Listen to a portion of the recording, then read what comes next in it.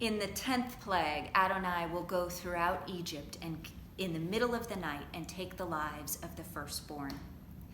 Now, firstborns had certain rights. They often got double the inheritance.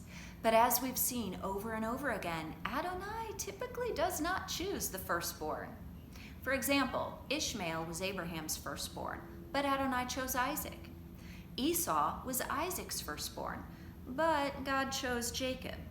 Reuben was Jacob's firstborn, but God chose Judah for the line of Messiah.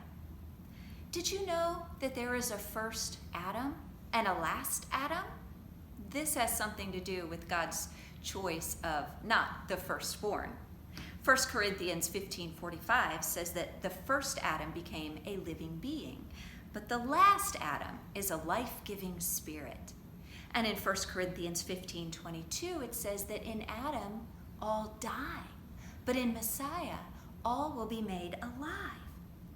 So think about that. If the firstborn represents the first Adam, through whom sin entered the world, then the last Adam is the Messiah who takes away the sin of the world. In fact, in John 1:29, it says, the next day John saw Yeshua coming towards him and says, "Look, the Lamb of God who takes away the sin of the world." This Lamb of God is talked about again in Revelation chapter 5, verse 6. Then I saw a lamb looking as if it had been slain, standing in the center of the throne.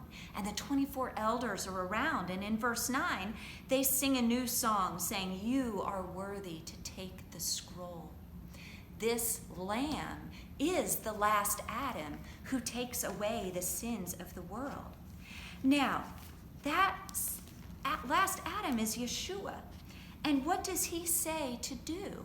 He is the lamb. And he says in Matthew 26:26, while they were eating, Yeshua took bread, gave thanks and broke it, and gave it to his disciples, saying, "Take and eat. This is my body."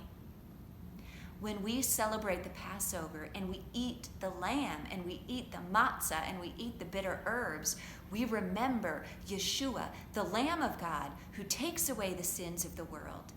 He is not the first Adam who brought death into the world. He is the last Adam, the Lamb of God, who takes away the sins of the world.